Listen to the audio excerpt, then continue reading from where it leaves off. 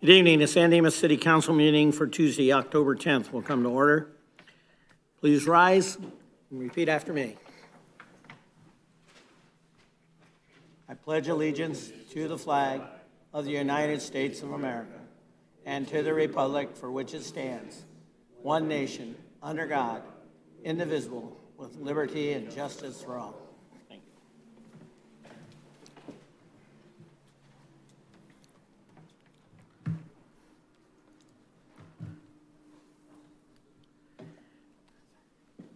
Okay.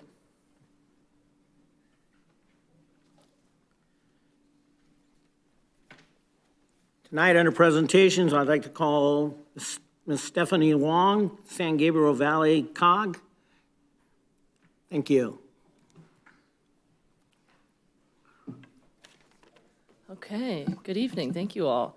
I think there are some slides preloaded. Oh, perfect. Those are them. Thank you.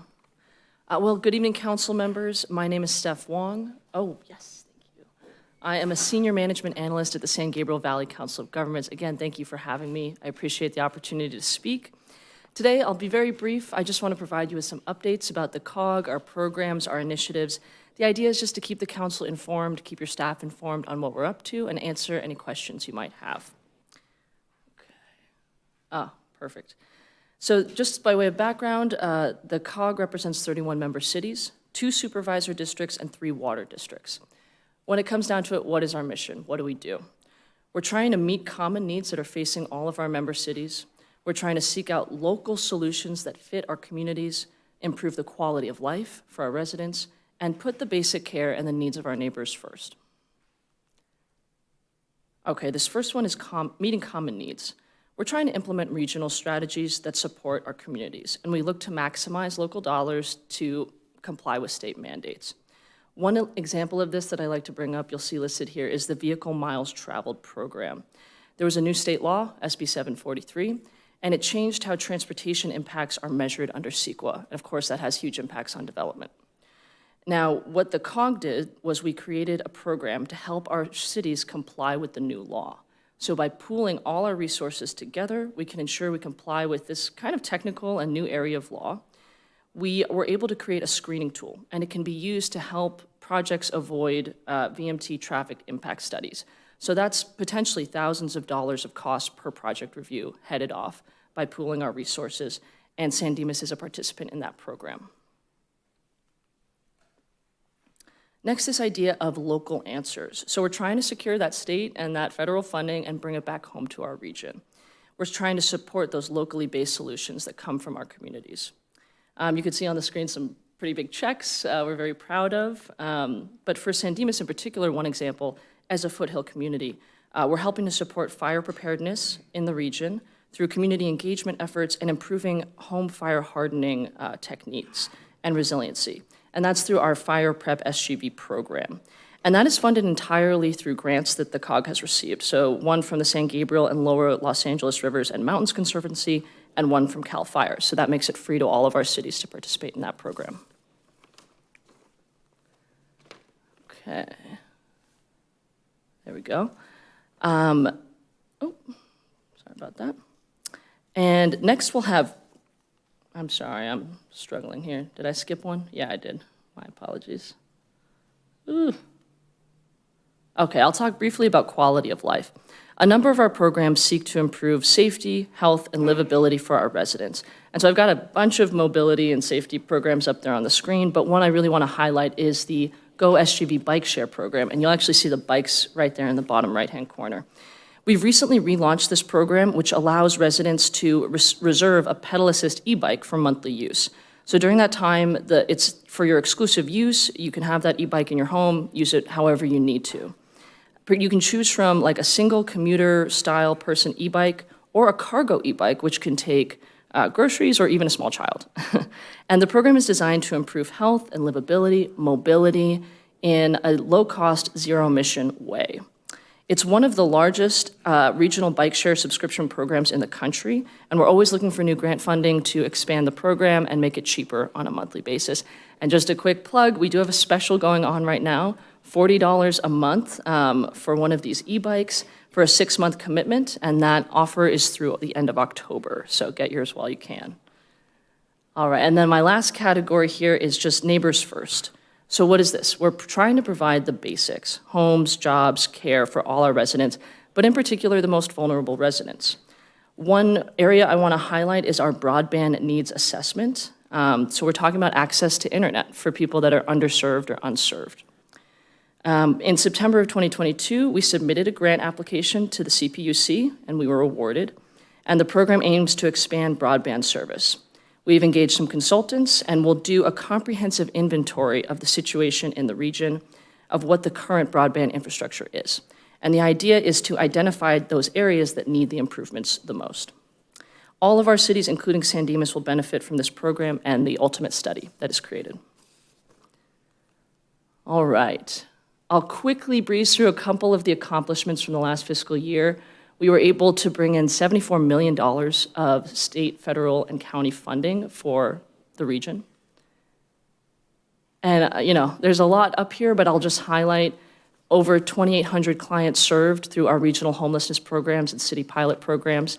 I mentioned we relaunched that Go SUV bike share program we're very proud of. And we were excited to break ground on the SR 5760 interchange improvement project. That's a $500 million project that is supposed to really improve the goods movement in the region. And what are we looking forward to? So this fiscal year, we're looking to begin construction on 2 major grade separations, Turnbull and Montebello. These are 2 of the last in the ACE Phase 2 program. And we'll look to complete the San Gabriel Valley Transit Feasibility Study to improve mobility in the entire region. And the last 2 things I want to bring up, we'll also look to do 60 home energy reviews, so making sure our residents can keep those energy bills down, make sure we're being as efficient as we can, and we're hoping to expand the SGV Care Mobile Crisis Program. All right, and that is all I had for you. I'd just like to close by thanking the city for your collaboration on issues of regional significance. We've got Councilmember Ebner and Councilmember Weber serve as the delegate and alternate on our governing board. And the city is also represented on our homelessness committee and solid waste working group. And I do want to highlight you have a great staff. They are dedicated and they make sure all the benefits of these regional programs are brought home to the citizens of San Dimas. And of course, Chris Constantine sits as a vice chair on our city manager steering committee, and his input on important issues will be critical moving forward. So thank you all for your time, and I'm happy to take any questions you might have. Thank you. Anyone have any questions? Don't really have any questions, but I will make a comment. Steph is a key member, or I should say she's an important cog in the San Gabriel Valley COG, Council of Governments, because she's at every meeting. She seems to organize almost everything, and if you ever have a question, she's the one to go to. So really appreciate her. And appreciate the Council of Governments in general. It is an important body. Dennis Bertone served as a liaison for so many years, and when he retired, I took over that position, and as Steph said, on a couple committees. But come away with a wealth of information. Staff knows because I'll send them an email about this grant or funding opportunity or something I heard. But the COG is able, I guess because it's regional, able to funnel money or get the money, the state or the county counts on the COG to take the money and then give the funding as needed to all these different projects. And that huge project where the 60 and the 57 come together, I mean, I'd be happy if we moved down on the list of the worst interchanges in the country. I think we're number 6 right now or something like that. So that would be good, and that's a huge project. But everything from a day of funding for LA CATA, which reaches outreach to the homeless population, and even on tonight's agenda, we have a grant that we're going to be accepting for some street improvements related to bikes and pedestrians. So the COG is important to us, and continue to look forward to good work with you. Thank you very much. Awesome. Anyone else? Thank you, ma'am. Thank you very much.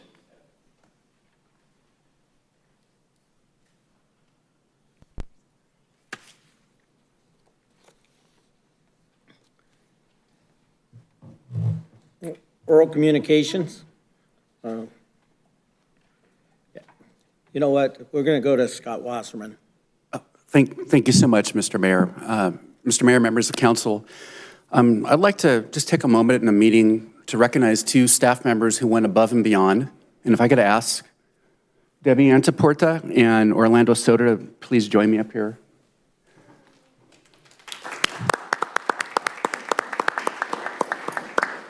Debbie Antaporta is our senior recreation leader who works primarily a little bit everywhere, but primarily in the senior center. And of course, Orlando Soto is our recreation coordinator assigned to senior programming in the senior center.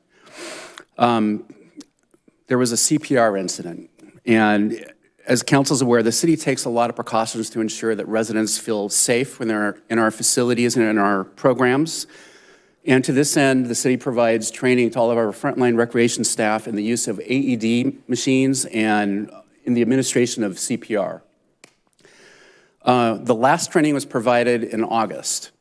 2 weeks later, on September 15th, there was an event at the senior center where a senior collapsed, and these 2 outstanding employees did not hesitate to jump in and administer CPR. They took turns administering CPR until the paramedics arrived. And I can tell you, these are skills that we hope we never have to use, but I think that the incident, I think it demonstrates the effectiveness of our training and, more important, the character of our staff. So I just wanted to recognize Debbie Antaporta and Orlando Soto. So happy to have them both on our staff, on my team.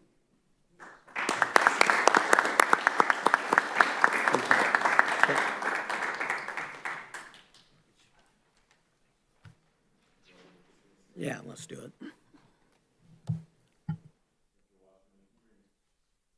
You have them come back up and let's just do a picture. Yes. We do a photo.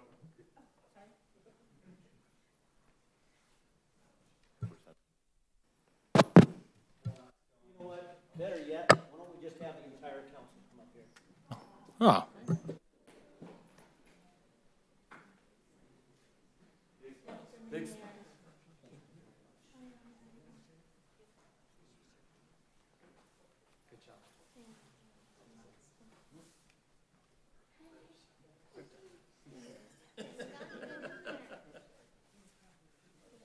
So many good-looking folks in one photograph. Wonderful. I want to see those smiles. There we go. Perfect. Thank you.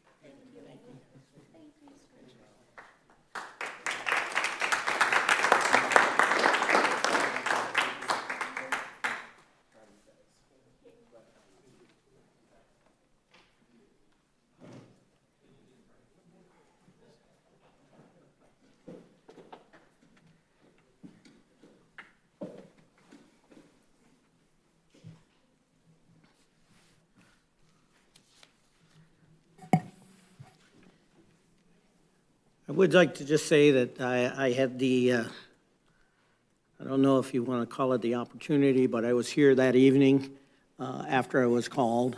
And I just want to say we're very fortunate that we have employees who immediately jumped into action. The fire department, the sheriff's department, each agency could not speak more highly of our staff.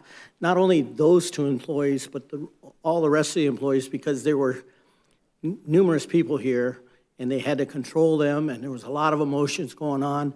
And it was quite something to see that just 2 weeks prior, this training had been presented.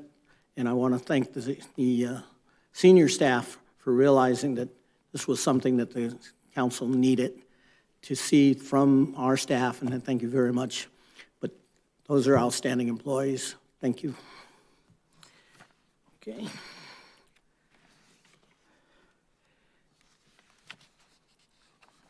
We'll move on to the consent calendar. Oh, any oral communications? Members of the audience are invited to address the city council on any item on this agenda or not on this agenda. Public comment will not be taken during each individual agenda item except for public hearing items. Comments on public hearing items will be heard when that item is scheduled for discussion. Under the provisions of the Brown Act, the legislative body is prohibited from engaging in discussion on any item not appearing on the posted agenda. However, your concerns will be referred to a staff or set for discussion at a later date. Each speaker will be limited to speaking once for up to 3 minutes. Madam Clerk? First, first speaker is Sylvia Melendez and Marilyn Sparks with Dominic Torres.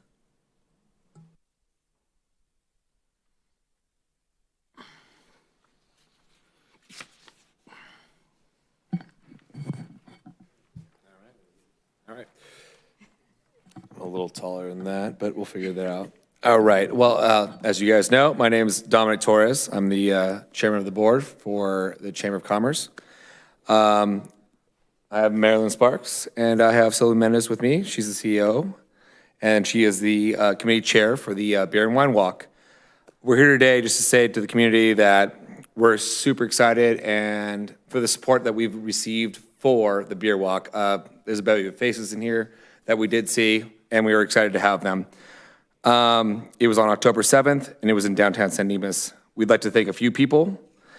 We have the City of San Dimas, the Public Works Department, event committee members, Golden State Water Company, Waste Management, Foothill Gold Line, Southern California Edison, the San Dimas Sheriff's Department, the San Dimas Fire Department, Station 64, downtown merchants, vendors, restaurants, breweries, wineries, and chamber members. And to keep going with that, Sylvia, here you go. Thank you. 210 going.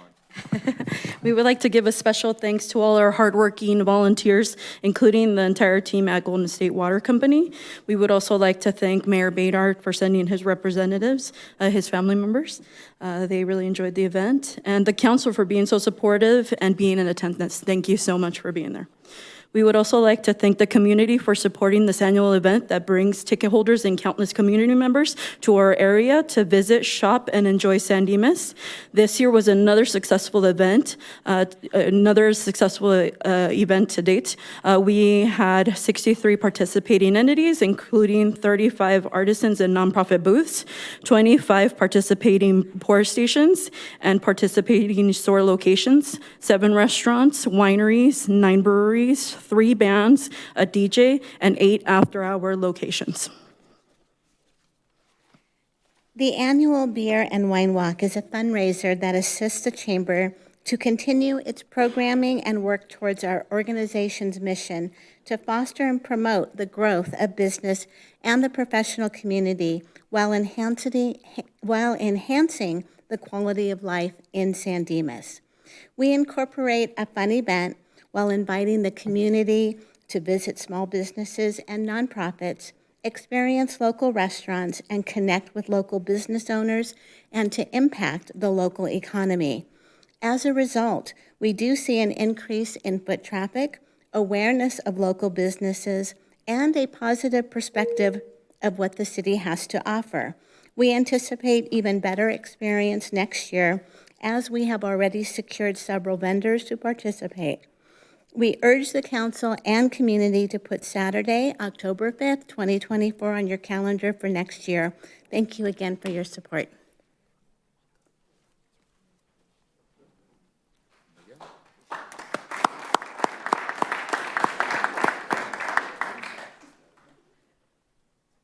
And Marilyn Sparks. Hello again, I'm wearing a different hat. Tonight I'm representing the San Dimas Rotary. We want to say thank you to the community with a special nod to Mayor Bedard and Councilman Nakano. This year, or this last run, we collected 3 tons of food for 29 Palms Marine Corps Base.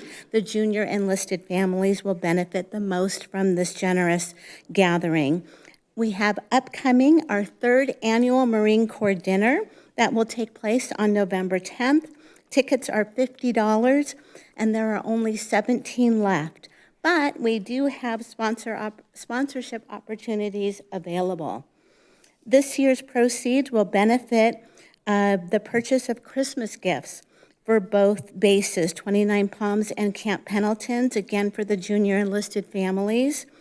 The speaker is First Sergeant Ben Holmes. He is a casualty of his deployment in Afghanistan, and his honorarium is to be able to specially adapt a home where a wounded warrior who has lost both his legs could live and live there and also support his family. If you have any questions or are interested in supporting this, please contact sandimasrotary@gmail.com. Thank you. Thank you.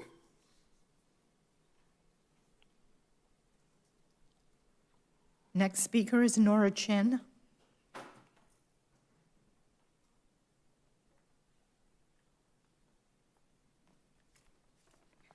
Good evening, Mayor, City Council, Manager, and staff. I'm very excited to share with you that our very popular In and Out program is back to the library again. For children ages 4 to 12, every 5 books or 5 hours they read, they will get a free hamburger or cheeseburger from In and Out. This is a good opportunity to encourage kids to read. Each kid can get up to 3 awards during the program, and this program will end on November 18. So please share this information with your family and friends. This is a wonderful way.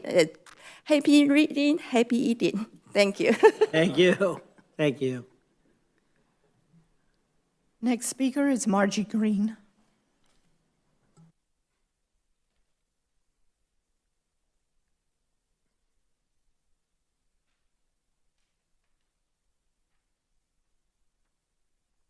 Good evening, Mr. Mayor and City Council and all the staff. Thank you so much for all the participation, everything you did to help the wine walk. That was awesome. I also want to thank the Chamber of Commerce for their putting on such a great event and letting the Historical Society participate in that. I'm Margie Green. I'm president for the San Dimas Historical Society, and I want to remind everybody to please come and visit us. We're located in the Walker House. We've been readjusting our hours to go along with Vincenzo's, the great new restaurant that's in the house on the first floor. We're located on the second floor. We have a museum, a gift shop, and on Tuesday and Thursdays, we're open from 12 until 3 o'clock, and that includes our office. So if you have questions and want to know about houses and property within the town, the history of it, please come by on a Tuesday and Thursday between 12 and 1. The museum and gift shop are also open along with Vincenzo's on Friday and Saturday nights now. We're up there. We'll give tours. We'll tell you all the history we can think of. And that's from 6 to 9 p.m. Friday and Saturday nights. And the gift shop and museum are also open on the second Saturday of, I say every month, but I have to correct that. We're doing every month, but this year we're going to not do December and January because I hear we're going to have rain on the second weekend of that month. So all the other months we will be doing the second Saturday of the month will be open. The museum and gift shop from 10 to 1 on the Saturday, and we'll be doing a walking tour of the downtown area, the historical walking tour, and that'll be from 10 o'clock till about 11:15 is what it will take, and then you can enjoy the museum and hang around for the restaurant. Won't be open until later in the day, but it's a great time to see the house and get acquainted with the history of San Dimas. There again, that's the second Saturday, and that's going to be October 14th at 10 to 1 will be open, and then again November 11th, and then we're expecting rain on the second Saturday of December and January, so we won't open then. So please do come by and take advantage. We're so grateful to the city for giving us such a wonderful place to have our history stored. We've got a new program which is going to help us catalog things a lot better and more efficient, and we can certainly share that with anybody that comes by. So we're at 121 North San Dimas Avenue on the second floor, right above Vincenzo's restaurant. Please come by. Thank you all.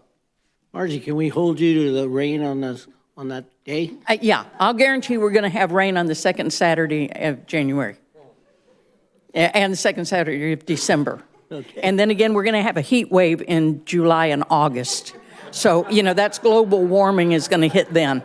Other than that, we're going to be there every second Saturday of the month. Thank you. Thank you. Okay. Anyone else? Mayor, those were all the speaker cards. Anyone else wishing to speak to the council at this time? Seeing none, we'll move on to the consent calendar. All items on the consent calendar are considered to be routine and will be enacted by one motion unless a member of the city council requests a separate discussion. I'll move approval. Second. And Mr. Mayor, I just would ask if staff could just point out item number 7, just give a brief synopsis of what item number 7 is on the consent calendar. Don't need the full staff report. Yeah, I will look to the clerk to update you on the upcoming election.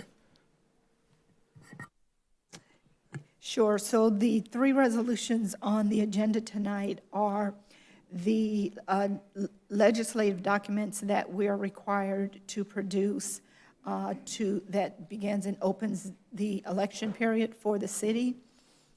Once again, we are consolidating our election with the county statewide primary election. And so these 3 resolutions, the first one is to officially call and announce the election for the city. The second one is requesting officially the consolidation with the county and to request their services for operating and running our election. And with that, that includes they will handle all of the voting materials, the ballots, the sample ballots, getting the voting locations, or the, as they're now called, the, I'm drawing a blank, the vote centers, of which the Stanley Plummer Building will again be considered a large vote center in the area, as well as the workers for those vote centers. They're also going to be responsible for collecting the ballots, counting the ballots, and providing the results of the election. The other resolution spells out the requirements for the candidates that will be running for office.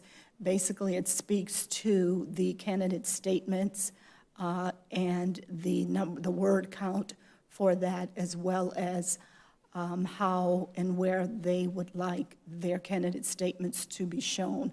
This year, the county is offering an option that includes having a candidate statement electronically posted on the county's website in lieu of having it printed in the sample ballot, or if they choose, they can do both.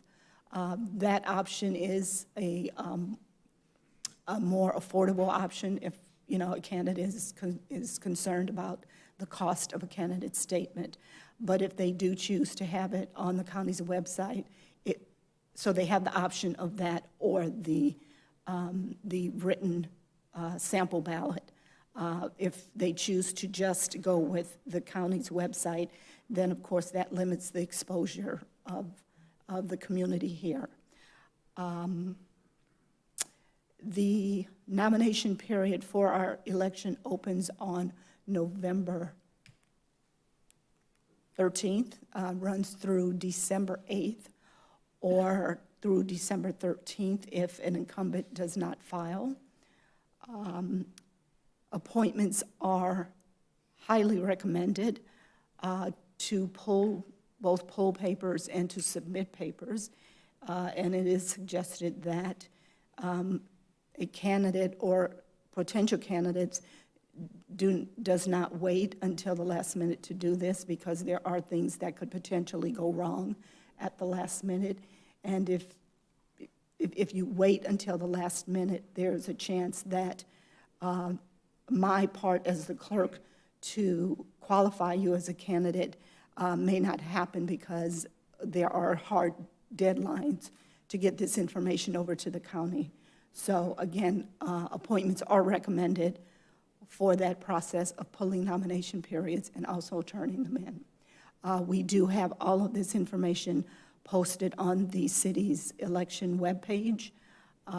That's City of San Dimas, ca.gov. And myself and Leslie in the city clerk's office is here to help with any questions anyone has. Thank you.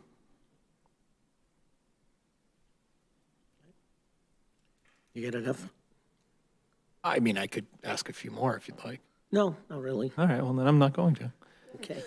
So we have For those appointments, like, anybody have any questions? to be appointed or just to clarify, is we're not talking, because it's election discussion, we're not talking about actually appointing someone. You were referring to the practice of calling and making an Yes, appointment to see someone. scheduling an appointment on the calendar. to Very come good. in and have your papers issued. I got that. Thank you. We have a first and second. Any further discussion? All in favor? Aye. Opposed? Hearing none, motion carries 5-0. We'll move on to other business. Councilman request, and this is actually other business, although it's a councilman request to discuss the formation of our Arts and Culture Commission. John Ebner? Thanks, Mayor. Yes, I wanted, I asked the council, and thank you for allowing me to present this. I've mentioned this a couple times before about the possible creation of another commission in the city, the Arts and Culture Commission. And tonight I just wanted to present some information about it. So I'm not necessarily looking for direction to move forward, but we can discuss it afterwards if we want to. But mainly, I wanted to be able to present it to my fellow colleagues on the city council and the mayor, as well as the public. Due to the Brown Act, it's kind of hard to talk to all the council members and impart the information or discuss it. So I thought I'd at least get it out there in this forum for people to think about. So the report, there's a report in the staff, there's a staff report, and I'll have a PowerPoint in a minute. But in the report, it's basically divided into two parts. One is notes on what an Arts and Culture Commission would actually do, and the other is just some examples from other cities, the purpose or description of what their Arts and Culture Commissions do. I'm in the PowerPoint presentation, I'm not going to be going over all of this in detail. Especially, I'm not going to go over all of the different ways that is described for the other cities, what they're doing with their commissions. You can simply Google Arts and Culture Commission online and hit the images button, and you'll see all these logos and things about them across the country and that kind of thing. So, before the PowerPoint, I did want to make one comment, and that this, everybody remembers and appreciated so much the San Dimas Festival of Arts. And this is not a replacement for the San Dimas Festival of Arts. Part of the commission's purpose would be to encourage arts and groups and cultural groups who would want to form in the community and work with them. And as far as the Festival of Arts, there was so much inspiration from that group, and the art shows were such a fantastic thing in the city of San Dimas. And in fact, I imagine the commission would want to take some advice or comments or from former members or leaders of that body. So without further ado, we can start the PowerPoint presentation. I think I'm going to get the clicker. So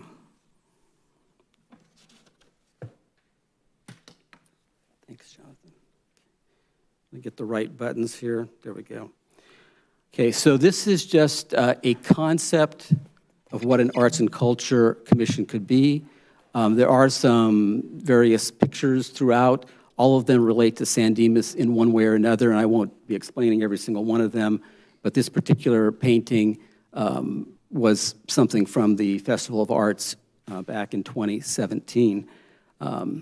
So here are a couple thoughts about this.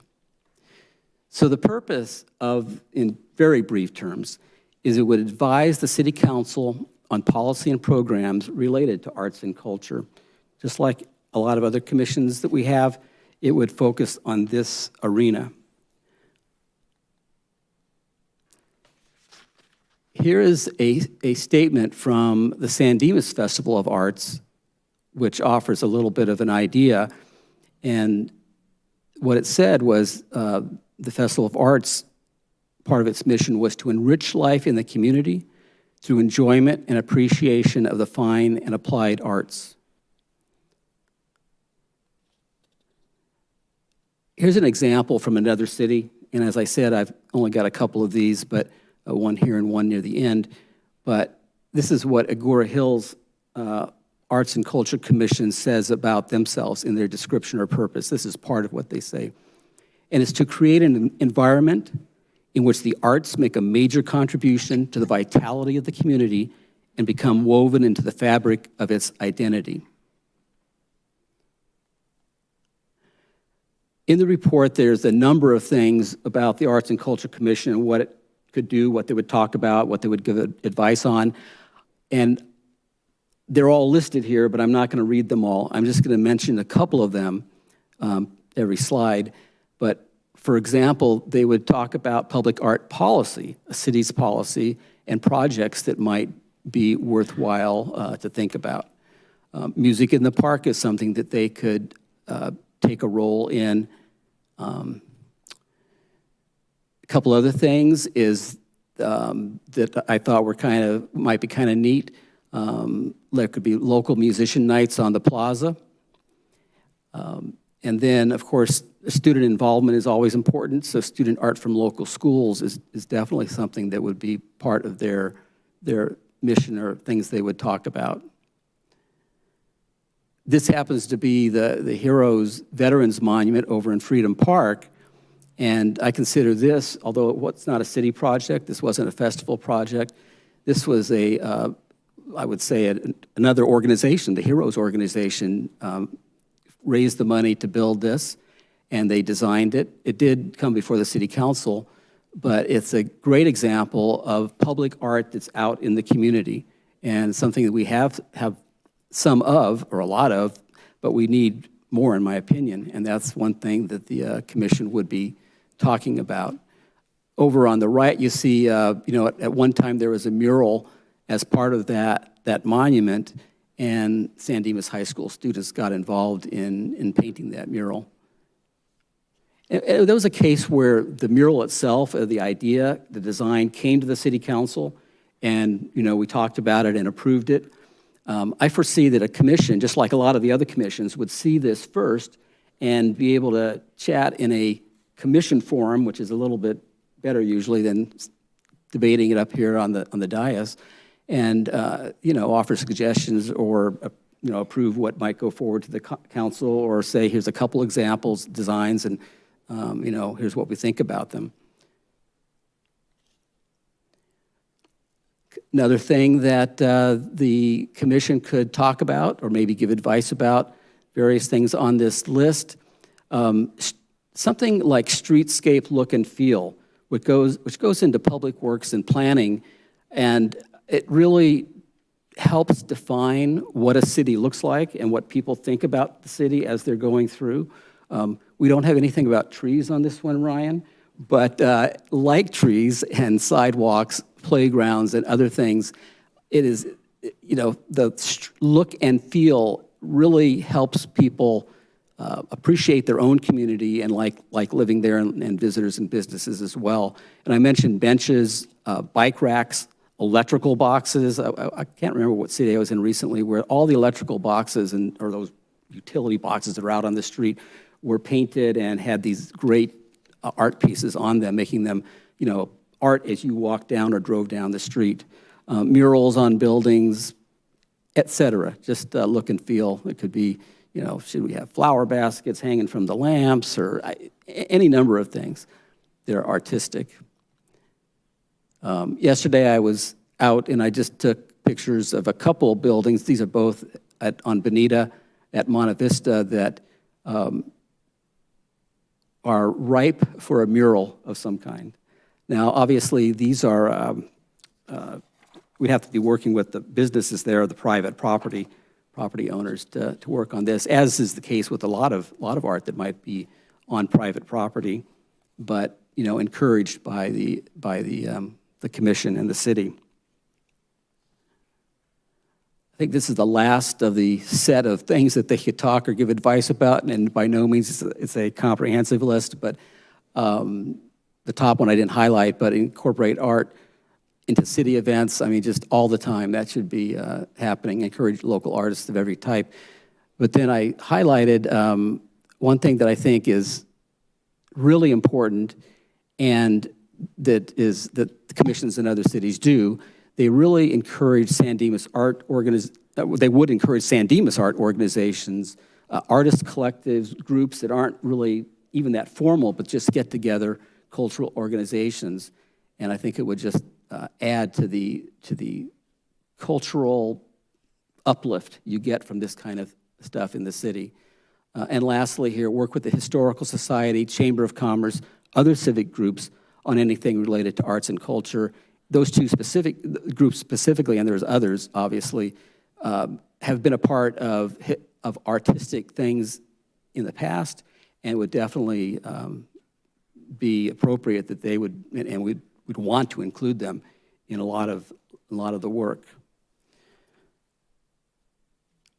Few extra pictures just of art out in the community. You might remember the roadie sign that we redid a few years ago. A great example of art that's in the public realm, hanging over the sidewalk in downtown San Dimas.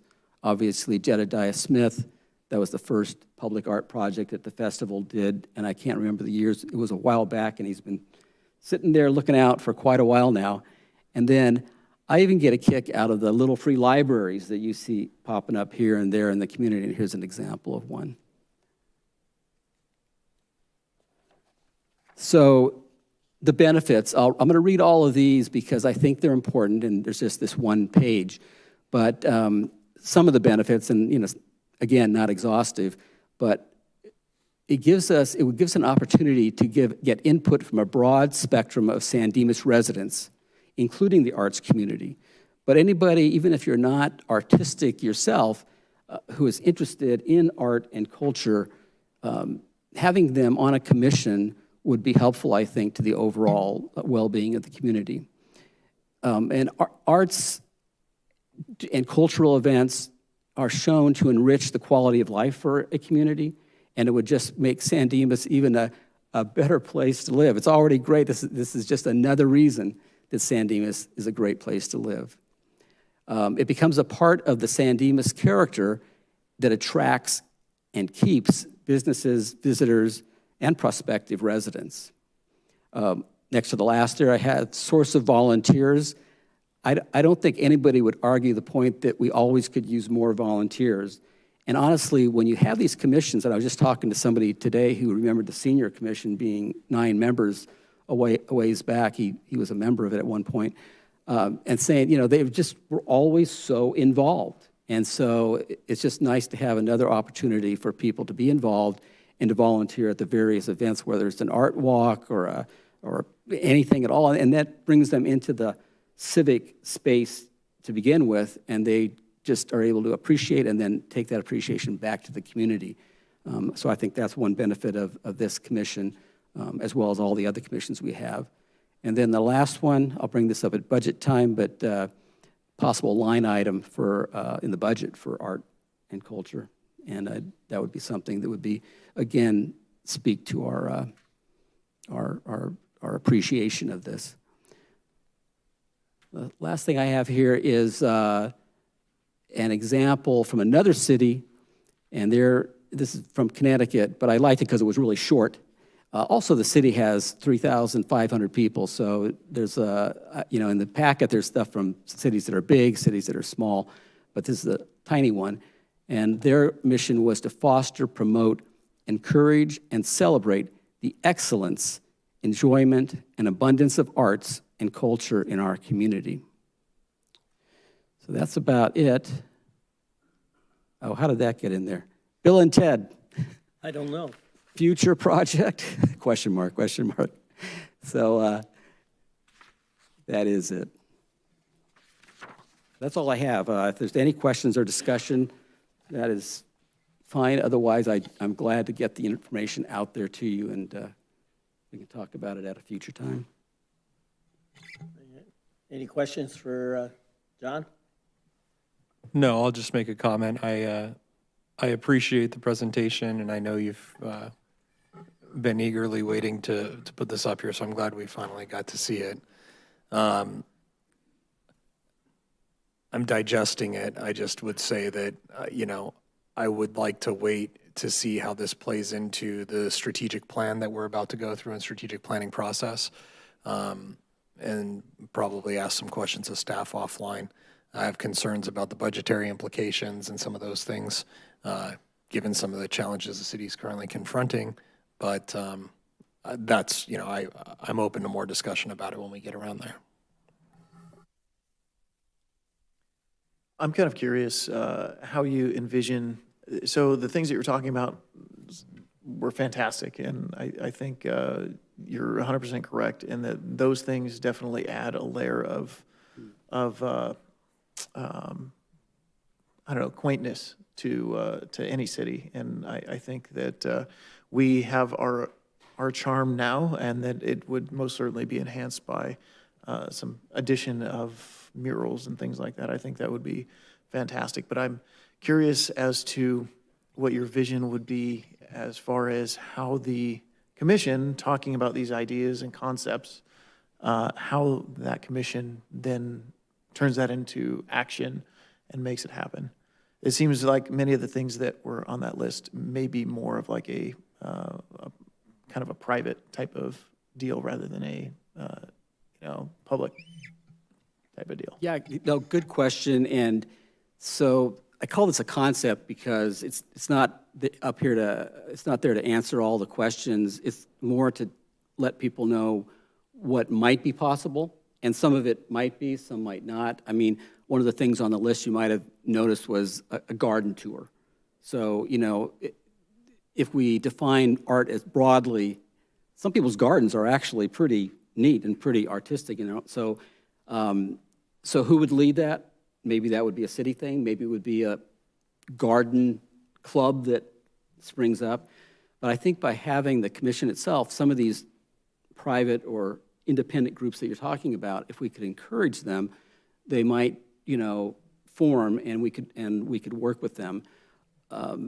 Things that there was one thing that talked about cultural things, and I, had like historical artifacts. Appreciation of those, and obviously the Historical Society would be important in that. Mariachi Festival or Lunar New Year. I appreciate a historical artifact that sits right next to me every council meeting. Ooh. I'm a little sensitive to that. That's that exactly. So we would include wait, we would include Emmett in any kind of tour of some sort. That RV thing's history. Yeah. Just got a little further away. I can tell you that one thing that I always thought would be really neat, and maybe is something that an Arts and Culture Commission might be able to help put together, just conceptually. Again, something that may be more of a private-public partnership type thing, but a cultural food festival where tons of different cultures and different restaurants can bring food down to one particular place, maybe at a concert in the park type of night, and introduce people to different cuisines from all over the globe. But that's always something that has piqued my interest. But maybe that's something that the commission could look at. Absolutely, and that's where and Chris has been good at talking about broadening the purview of the various commissions. I think there's so much that an Arts and Culture Commission could encompass in something like that. You have to get, I feel you have to get the ball rolling. So how is that going to happen right now? We could each go out there and try to drum up support for it. But if you got the commission rolling, if there was a tiny line item in the budget that, would just be seed money for something like that, then it would be a public-private partnership. The city would not necessarily put it on. We'd be looking for partners. It could be some groups. I mean, we all know that there are groups of various groups out there for different cultural parts of the community, and as well as people that get together informally for doing art and stuff like that in their garage or just chatting about it. So this is like a spark plug to get the ball rolling. And I feel that the city is the best one to be in the center of encouraging all of this. So yeah, that kind of thing hadn't thought about that, but that's exactly along the lines. I definitely, like Ryan said, I share the sentiment that I look forward to discussing in the future. I mean, there are, like you said, it's a concept, so we're talking in very general senses, but I think the discussion moving forward will kind of hash out those details. Okay. Well, I appreciate, Eric, anything?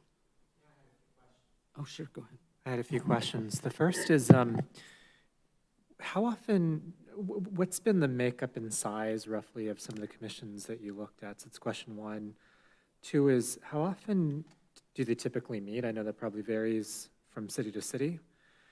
And then three, how are they appointed? I'm sure that in some cases you might see them appointed by council. In other cases, it might be representatives of different arts organizations, perhaps a historical society. So just curious to see if your research at all had uncovered some interesting trends or commonalities that ran through these various commissions. Those are great questions that I did not investigate. So yeah, this is like a high-level presentation, and for example, in talking to Chris today just about this subject, those two different communities that I referenced up there, and I didn't know this about them at all, but Chris did, that they're a little bit on the higher end of the wealth scale, and maybe they can afford this kind of thing. Maybe they can afford an arts and culture department in their city makeup. So yeah, I don't really know the answer to that and how they're appointed. I wasn't going quite that deep. It was mainly just to get the idea out there. And when we do discuss it more in detail, yeah, those are things. I started wanting to look at that. I just didn't go that far with it. Took me a long enough time to make the PowerPoint. But anyway, I do thank you for letting me bring this forward and just to get the idea out there for future reference and hopefully sooner rather than later, but the strategic plan, and maybe that's a good time to talk about it. But thank you. It sounds like there is some interest at least to look at it, think about it and stuff like that. I do know that we virtually use the Historical Society for a lot of these matters, okay? When we're reaching out, talking about the cantilever from the train station, and we had them very much involved in the sign over roadies. So that is something that is to discuss. I would like to, we just did the commissions, we reworked them, found out what it is. We don't even know. We got really good people on all these commissions, but I would think, and in some time, we start working with them, figuring out exactly what they're doing, figure out how they're working and how they're functioning, and then I would be willing to dwell into talking about it, and that's what it sounded to me like. Everybody on the council is willing to talk about it. Right. And so I'm interested, okay? But like you said, we had the festival, and it was here for 49 years, okay? And it eventually moved on. I don't know where they went, but they didn't go to the next street. We missed them, and they did a very good job of bringing history to the city and bringing artists to the city. So I'd be willing to listen. Yeah. But right now, I'd really be comfortable if we get all five of our commissions moving in a straightforward manner. And so we'll see how it goes. John, thank you very much. I know this was a lot of work for you, and we appreciate it. Does anybody else have anything else to say? Thank you, and I will put this on my website just for anybody's interest. You will put it on your website? I'll put this on that presentation. Good. Start with that picture. Yeah, that's cool, huh? Yeah, it is very nice, very nice. All right, thanks a lot, you guys. Okay. Okay, we'll move on to oral communications. Members of the audience, speakers are limited to 3 minutes or as may be determined by the chair. Anyone wishing to speak to the council at this time? Margie?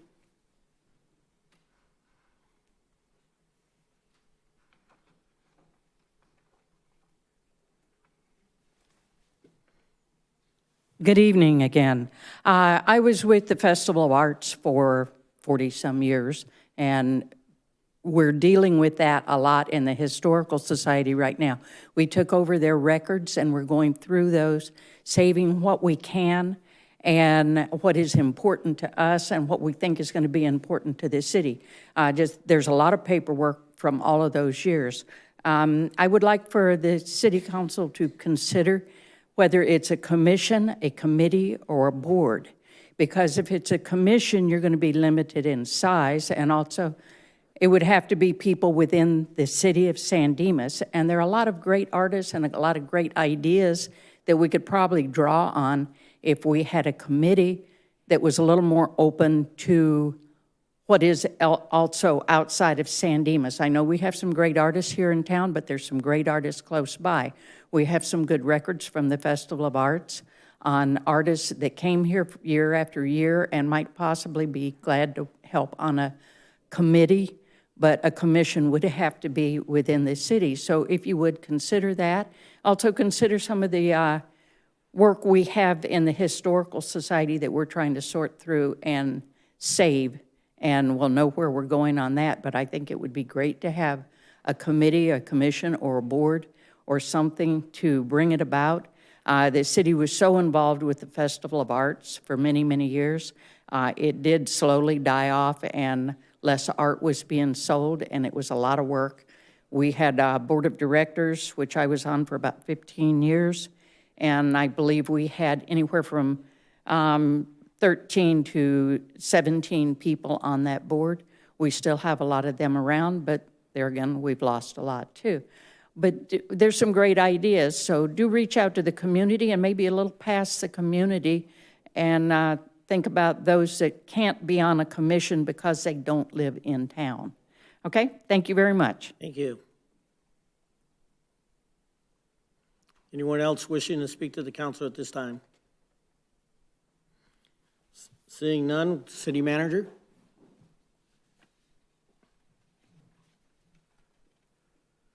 Thank you, Mr. Mayor. Last Wednesday, the City Council held a special closed session to authorize the city joining litigation against the Superior Court of Los Angeles for implementation of the zero bail. We did release that information after the closed session. We also did do a press release Wednesday night, but I also wanted to say it here at our public meeting that the City Council is joining in fighting the implementation of that zero bail program. The strategic plan came up during the course of the discussion on the last item, so I wanted to give you a little bit of an update. We are now finally moving forward with the consultant that the City Council had selected. We're finalizing the agreement and have had our initial conversations about how the process will go. And so expect that over the course of the next 30 to 45 days, we'll be sending letters out to council members about their participation and how this will work. And so we look forward to finally, for the first time, going through a comprehensive determination of our goals and identifying action items that go with those goals that we can focus city resources, time and effort and staffing behind those goals, and then to align what we do along with those goals so we have a coherent way of where we're going and what we're going to look like over the course of 10, 20, 30 years. And so with that, Mr. Mayor, I'll turn it back to you. Thank you. Any questions of the city manager? City attorney? I have no reports tonight, Mr. Mayor. Thank you. Members of the council, any reports on any meetings you attended at the expense of the local agency? Anybody? I think we already reported the leak, right? Yeah, okay, yeah. Okay. Kept looking at me, you made me question it, Mayor. All right.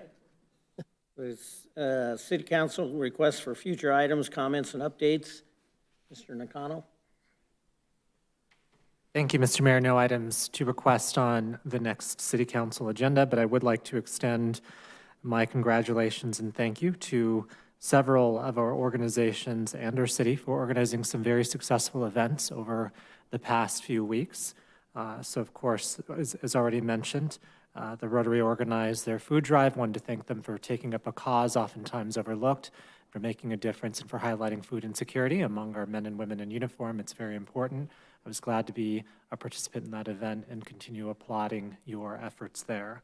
I want to thank the Chamber and the organizers of the Beer and Wine Walk. I know that several of us, if not all of us, were there, and we all had a great time, well organized, and thankfully the weather cooperated. It was perfect, especially an hour into the event. So congratulations again on your efforts there. I want to thank city staff for organizing a successful Run and Scared event. I participated. I was the lone runner, but hopefully next year I'll see all 4 of my colleagues participate as runners next time. We had a lot of fun, a lot of good compliments on it, and it was really great to see people enjoy themselves on the return route to the downtown part of the city. And I also want to extend my congratulations to the Throw Optimists for throwing an excellent trivia event. I think it was their first one. It's going to be an annual event. I am certainly jealous of the team that had members of the Historical Society on it. I thought they had a bit of an edge there, but all in all, it was fun. Even though I think my team came in toward the end, they did some sort of a thing where they had they had a random team drawn, and so I got to still win, even though I think I placed like 3rd to last or something like that, so that was fun. With that said, I want to just continue to congratulate our community, encourage them to keep up the great events going into fall. It's what makes our community a community, and I certainly had a fun time participating in this and the events to come. So with that, I turn it back over to you, Mr. Mayor. Mr. Weber? First of all, thank you to all of my city council colleagues and the people that turned out to our study session. I had quite a bit to say, probably more than I've had to say in probably any other meeting to date about the RV ordinance and changes that we look to make as far as that's concerned. I really do look forward to hearing what everybody else has to say and getting to an end product that serves the city the best that we possibly can. And thank you to the Chamber of Commerce and community partners and our staff for making the Beer and Wine Walk happen. I know, like Councilmember Takano was saying, pretty much everybody on the council I ran into there. It was a fantastic event. I gave away all but a couple of my drink coupons, so I may have contributed to a couple of people being overserved. So for that, I apologize, but it was a good event. And I even visited Old Town Antiques, and anyone that knows me knows that I'm a fan of old military collectibles. And I found original Air Force photos from the early 80s of F-4 Phantoms shooting rockets and taking off with afterburners and stuff like that, with the original negatives filed in their Air Force file sleeves. And I bought them all and took them home to my son, and we both geeked out on them for a while. So our shops downtown aren't what some people make them out to be. They really do have some cool stuff, and I find some treasures there from time to time. So it was nice. As Eric was saying, the weather was fantastic, and it was just a great evening. And one last thank you, and that's to Margie Green. I think every single meeting she has to shout out to us to turn our microphones on, and I'm not sure that anyone would hear us on TV if she wasn't out there to tell us to turn our dang microphones on. So I just wanted to say thank you, because I have definitely been reminded by Margie a time or two to turn it on too. And that's it. Thanks, everybody. Thank you. Ryan? Thank you, Mr. Mayor. I have a couple things. One is I echo a lot of the comments my colleagues have made regarding the Rotary's efforts with the food insecurity efforts. Every year they've done that, and they've done a fantastic job. And I also thank all the partners that partner with them to be able to make that happen. And High Point Brewery as well. I know they've gone the last couple years to be able to take up a collection site there. And in fact, that's a veteran-owned business as well. So thank you to everybody with that. To the chamber and everyone, the wine walk was great. It was fantastic seeing everybody out there, the Historical Society, good photo opportunity with the two bones out there, and saw the Olanders and a lot of other folks. It was funny, this was one of those years that really being here in our community just reminded me of how great it is to live in San Dimas. I mean, I couldn't walk more than 10 steps without bumping into somebody I knew and, talking about whatever the case was. So that was fantastic. And really, there was such a great group of people. I mean, a very good group, not just from our community, but folks I know from other communities that came to our town to be able to spend their money here in our community and be able to look at some of the offerings we have in the downtown corridor. And some exciting things like Dixie Rose Barbecue, and people really getting very anxious on when that's going to open, staff. So please make that happen, because I kept hearing about it. But all in all, a very well event, and I think he left, but I know Mr. McCants, Charles, was volunteering, and so were so many others doing outstanding work for us, and so I'm very grateful for that. Also, last week, these last couple weeks have been difficult, at least for me. We laid to rest Deputy Ryan Klinkenbroomer. I worked with his father, who was tragically murdered in Palmdale not too long ago. And so I just thank a lot of the community members that reached out to the sheriff's station and to myself and others and showed their support. They're an outstanding family, and it's very tragic what happened to Ryan. So he is missed, and he was, by all accounts, an outstanding person. And tragically today, as you may have seen in the news, there was an explosion or a fire that started at the Pitchess Detention Center in a mobile range that's utilized for qualifying. The sheriff made a press statement earlier. One of the people that's critically injured is an academy classmate of mine, and I ask that everybody pray for him and for his family, as well as the other individual who are fighting for their lives at this time. So hopefully they see a good and speedy recovery, but they really need prayer. So please pray for them.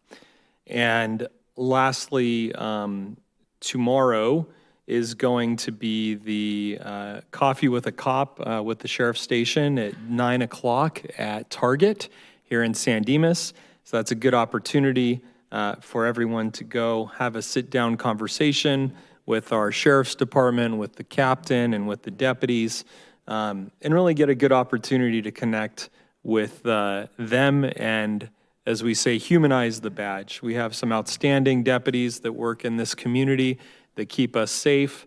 But it's also a good time for everybody to be reminded about where we are, and we're going into the holidays. And so that means really paying attention to where you're leaving your bags or your purses, when you leave your car, making sure you lock your vehicles, and paying attention to your surroundings. So I really encourage everybody to go out there and meet up with them as best you can. And last thing is, staff every year puts in so much work to all of these events, and that's everything from the Running Scared 5K to we'll be planning our holiday extravaganza before, we are planning all of that stuff. And I just want to say thank you. I know how much time and energy it takes, and I really hope you guys know how much we really appreciate it. Everybody does here. Councilmember Weber brought up some things in the study session related to the recreational vehicle or RV ordinance. I think it's very important for people to perk up their ears and start paying attention to that dialogue, because there are some things that will be of interest, I think, to many people. And unfortunately, what happens in government, as I've learned in my short time on the council, is sometimes we make a decision and we try all of our best to reach out to people, but it's not until, that policy's been passed and then somebody sees that change take effect and they go, hey, wait a minute, when did this happen? It's like, well, those were the 3 postcards you received, and, we really were trying to hear from you about your car insurance or whatever. So bottom line is, please, please, please pay attention. Please get involved. And, I think the last thing is, we have, as you heard tonight, the call for election. I hope and I pray, that everyone, as we get into silly season, as it's called, as I've learned among some of the other electeds, that we have a good, fun, but purposeful and meaningful election season. And I ask people to really get to know the folks that are running and get to know the folks that are serving. I've been very, very honored to serve with everybody that's on this dais. At times, I may not even agree with my colleague to my left, but that doesn't mean I have not grown to respect him or his perspective, even though we may not always agree. And so with that, I look forward to the weeks ahead and hope everybody has a great week. Thank you. Mr. Ebner. Well, first I want to just echo what everybody else has said about the various events, and thanks Ryan and everybody else for thanking staff for all the work they put in there. I mean, on some of these events, and the Running Scared was an example, I don't know if there was anybody from Parks and Rec who wasn't out there, as well as other staff members. So speaking about the Running Scared 5K, it was fun to watch from the sidelines, and I think Eric Nakano did a great job. He really was a credit. And he took first place among the city council, so I think there should be a medal. Should be an extra medal for that. But that was, it was actually a very good event, and I talked to so many people who were really thrilled to do it and liked having it back in this area, this part of town. The beer and I don't think I saw anybody, but I think I was there later. So I got there around 7:30 or so to the beer and wine walk. But it was fantastic. I did talk to a bunch of people, and everybody was happy. You mentioned Dixie Rose. It was hard to get past that part of the street because the line stretched across Bonita entirely. And everybody, but it was kind of interesting because, and I just noticed people were not impatient. They all seemed to be just waiting and smiling and chatting, and even though it took a long time to go up and get that good food. But everybody from one end of the street to the other, merchants as well as the public, was so laudatory about the event, wanting to have it more often. I told them probably not, but I'd pass it along to the chamber, the monthly wine walk, but that's not happening, but it was a good event. Just a couple of things on my comment list here. One is that this is on tonight's consent calendar, but I do want to actually draw attention to it. I know there's some people watching at this time of the meeting, and sometimes maybe it gets a little more attention, but there was a grant, and the city is getting $200,000 from the Council of Governments that we heard from earlier today to design a bike and pedestrian improvements that'll get people who use bikes or walk or wheelchairs or whatever from one side of the city to the other, east to west. The part of this project, this one part is just for design and environmental approvals. The COG is doing all the managing. The city doesn't have to contribute any money, although there will be some staff time involved. And these funds is another example of the COG getting the money and then distributing it on to different projects throughout the region for this common goal, which is, active transportation, as they call it. The funds are coming from Measure M. We're all paying it through that extra half-cent sales tax that is in place. Seems like forever, but it's only 40 years, so it'll sunset at some point. Probably replaced by something else. But just to give you an idea of where this route would be, this particular route they're working on, if you're going from west to east, you will ride on Cienega Avenue until it turns into Eucla. That turns north, you go to Bonita. then head east on Bonita through downtown to the eastern city limits. Pedestrian improvements will obviously follow the same route as bike improvements. And a lot of this will be through the downtown specific plan area. And it'll really be a help to those who want to ride, walk, or use a wheelchair on any part of this route. So I just wanted to mention that the city is moving forward with some bike improvements, and that's not the only bike improvement we're thinking about right now, but that's the thing.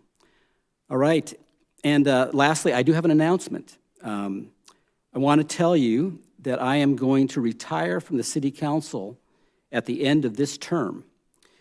I've already let my colleagues and the city manager, the city clerk know, and I've talked to a few people in the community, so I hope the word's filtering out. I posted something on my website and a Facebook post. So the next election is coming, March 5th, as we heard, and I will not be on the ballot. Now, Deborah already talked about a lot of that, the filing period and all that, so I won't go over that. But District 3 is the district where an incumbent will not be running. And if you want to see a map of that district, you can go on the city's website or my website and get a map so that anybody within that district who is thinking about or would like to run for city council, you're definitely encouraged to think about it and see what you want to do. Now, I definitely have mixed feelings about not running again. There's always something great coming around the next corner. There always is. That's just all there is to it. And, you want to be a part of it. There's always some issue that's not quite resolved, and we just got to wrap it up. But after weighing everything, I feel that it's time to give somebody else a chance to help run things from the dais. And so, Mr. Mayor, council members, and the public, I will retire at the end of this term. Thank you. Thank you, John. I might add that most of our people in the city aren't aware, but that Councilman Ebner is the senior most city councilman in the entire county. He's been around forever. Can't beat that. And now, I think Margaret Clark. Margaret Clark will now be the senior most, so she was glad to hear him retiring. So. I told her personally at one of the COG meetings, and she just started jumping up and down. I'll tell you, she was so happy. But I think I can speak for everybody on this council and the people in our community. John, you will be missed a lot. You've offered so much, and it's not just trees. The reality is the experience that you offer this council is unwavering. And we will miss you. Thank you. And hopefully between now and a period of time that we have many, many conversations and we can get together and you can instill some of that knowledge on me that I appreciate it. When we talk about, we're always commenting about our city and how things are going. We comment, more importantly, a lot about our staff. Events around here couldn't happen without our staff, but I think we all know that not only our staff, but all our civic organizations and all our volunteers, they make this city work. We could not continue to do what we do and make everybody happy, from music in the park to every other event. And as you talk about the wine walk, it wasn't just produced by a few people. It took the entire city staff, the Chamber of Commerce, Rotary, everybody to make that a very successful event. And I heard that it was everybody who's talked to me, just like John said, hey, let's have more. But the reality is it probably is not in the cards. But I do want to say we're very fortunate, from the barbecue that we have, ain't a barbecue no more, but it's the birthday barbecue, those things. All of these things happen because people care, and I want to appreciate it. I had an opportunity about 2 weeks ago, along with the city manager, to sit down and have lunch with the president of of the school board, Bonita School Board, as well as the superintendent of schools to discuss things that we have interest in. We, as I heard from Glenn Kryman the other night, when he mentioned it at his school board member meeting, he mentioned that it was an opportunity to get the facts right from the horse's mouth, either from my mouth, Chris's mouth, Glenn's mouth, the superintendent, so they, could run around and talk about, this is what the city's thinking, this is what the school board is thinking, and we are very fortunate that we have a great partnership with our school district. And it's just one of those things that a community can't function without schools, without city government. And I want to thank, thank everyone for realizing that particular thing. And tomorrow, not tomorrow, but Thursday, there is a ribbon cutting at In-House Coffee, which is down off of Arrow Highway. I wanted to comment about the chamber. I think over the last year and a half or 2 years, I don't think there's been as many ribbon cuttings in our community as there's been in the last 2 years. I mean, these guys have, and these are all businesses that are becoming very active, very active. The chamber president, opened a business here about 2 or 3 years ago, and all of these, Marilyn Sparks, all of these people, they bleed San Dimas. Marilyn doesn't live here, but she spends more time here than most people. So I just want to say thank you for everything you do. But these events don't mean anything without the community participating in them. And that they get a real,